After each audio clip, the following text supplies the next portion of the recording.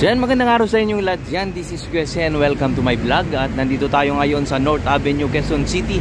At ating muling update itong ginagawa nilang MRT 7 station dito sa may area nito. So ito po yung landmark dito. Nandyan po yung Trinoma. At ito na po yung view ng ginagawa nilang station, no?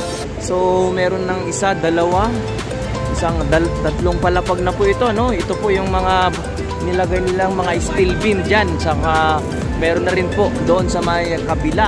Ayan po. Ayan. So lapitan natin, no? Ito po yung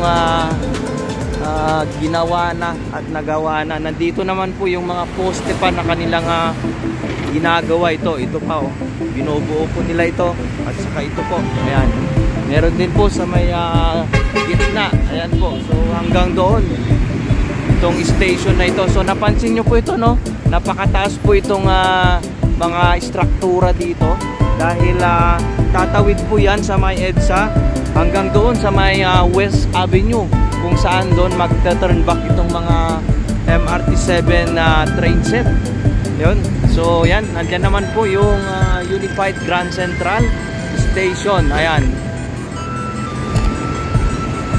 So tuloy-tuloy ang kanilang paggawa dito, no? At minamadali na po lahat yung mga station ng MRT7. Itong station ng MRT7 na ito ay hanggang doon yung ruta hanggang sa may San Jose del Monte, Bulacan. Ayan. So ina-update din po natin yung mga iba pang station dyan. At abangan nyo po yung iba pang mga update ko dyan. Pero sa ngayon, ground muna tayo. Dahil yung ating drone ay na bumagsak po at nawalan ng signal. Hindi na po natin napabalik sa ating kamay, no? So nawala na. Ayan po, no?